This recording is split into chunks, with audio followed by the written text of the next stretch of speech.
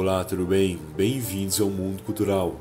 Ser calmo é uma característica essencial se você quiser agir da forma certa quando as adversidades aparecem em sua vida, ou até mesmo quando estiver caminhando até seus objetivos. Afinal, a calma não deve ser usada para momentos de pressão ou de possível estresse apenas, mas sim para também situações onde você esteja ansioso e querendo demais chegar até onde deseja. E por que ser calmo é importante? Pois irá controlar suas emoções o suficiente para que você consiga ter uma racionalidade limpa e eficaz o suficiente para passar pelo caminho do sucesso.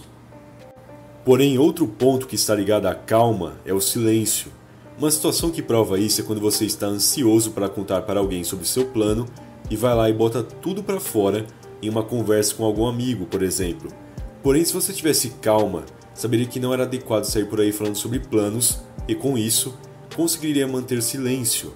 Logo, essas duas características estão ligadas de certo modo e é isso que irei explorar nesse vídeo. Então vamos ao que interessa. Aliás, antes de começar, já vai deixando aquele like para valorizar o trabalho feito aqui e caso não seja inscrito, se inscreve aí. Bom, vamos ao vídeo. Primeiramente, Thomas Shelby sabe muito bem que esse tipo de atitude de sair falando o que vem na mente quando suas emoções estão a mil é um erro fatal. Pode perceber que em algumas reuniões que ele faz com seus adversários, ele está sempre mais quieto, sendo que menos fala. Para Thomas, isso é muito importante.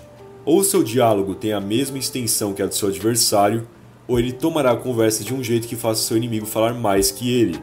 Pois é muito simples o motivo dele fazer isso. Quem fala mais é o que mais se entrega. Ou seja, quando ele planeja que seu adversário fale mais que ele, apenas está tramando uma situação que faz com que seu inimigo jogue mais informações e até mesmo mostre suas reais intenções, ao invés de ele fazer isso. Entende? Aquele que fala mais tem mais chances de cometer um deslize e jogar alguma informação que não deveria devido ao calor do momento, ou até mesmo na hora da raiva mostrar suas reais intenções, caindo a máscara. E na hora que o adversário comete esse erro, Thomas entra em vantagem. Para quem já viu a série, tem uma frase que Thomas diz na primeira temporada que justamente completa o que comentei, que é: nunca negocie em desvantagem.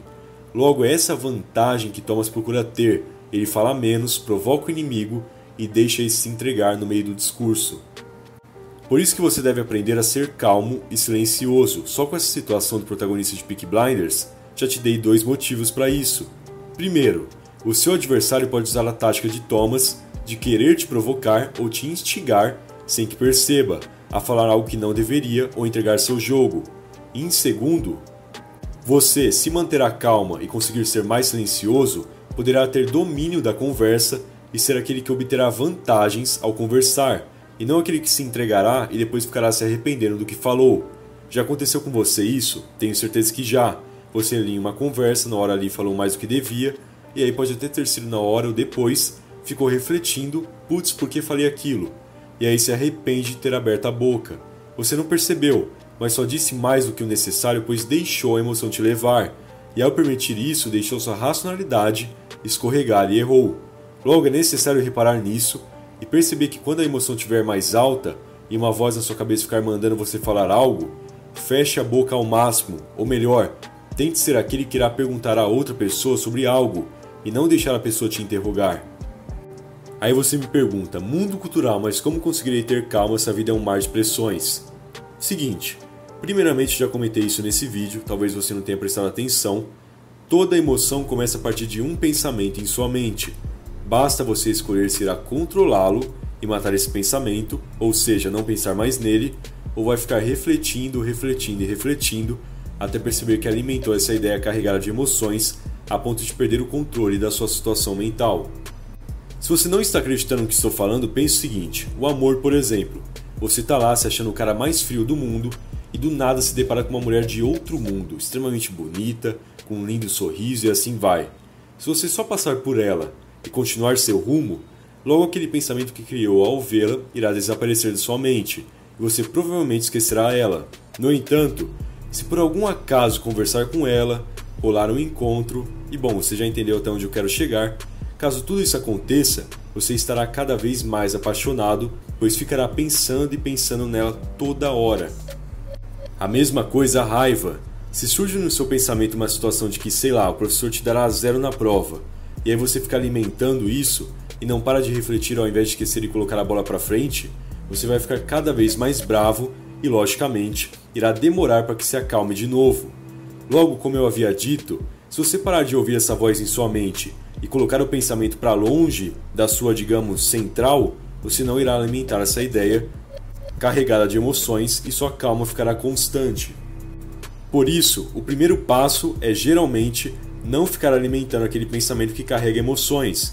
E por que digo geralmente? Pois convenhamos, às vezes é bom se divertir e deixar a emoção fluir em seu corpo e mente.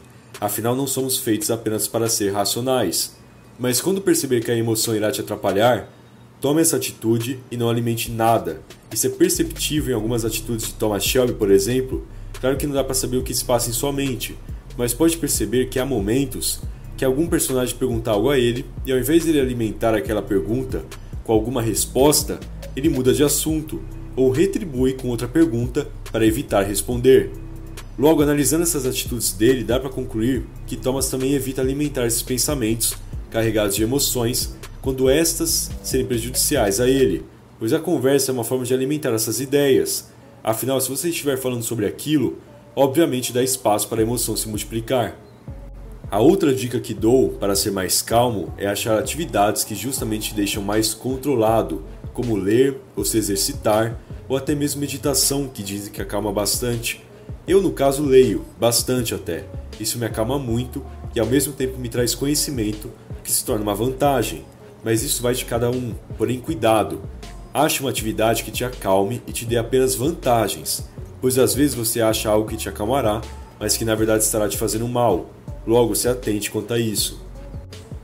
E na questão de ser silencioso? O silêncio entra de uma forma estratégica, como um complemento da calma. Como comentei no começo do vídeo, se você falar menos com o adversário, estará em vantagem. Porém, caso o inimigo resolva ficar te atacando com perguntas, não se desespere e nem mesmo se estresse. Mantenha a calma e com a ajuda do silêncio vai dando pausas entre a pergunta dele e a sua resposta.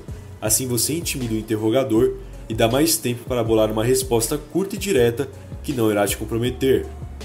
E dá até mesmo para você não responder, e caso decida não responder, fique em silêncio e foque o seu olhar nos olhos daquele que te pergunta, pois a maioria não aguenta ser encarada, e provavelmente aquele que estará te perguntando ficará intimidado com seu olhar. Esse é um dos grandes poderes do silêncio, já que você não estará falando nada, mas ao mesmo tempo estará passando uma mensagem para aquele que espera uma resposta sua. Isso porque o silêncio intimida, e não só isso.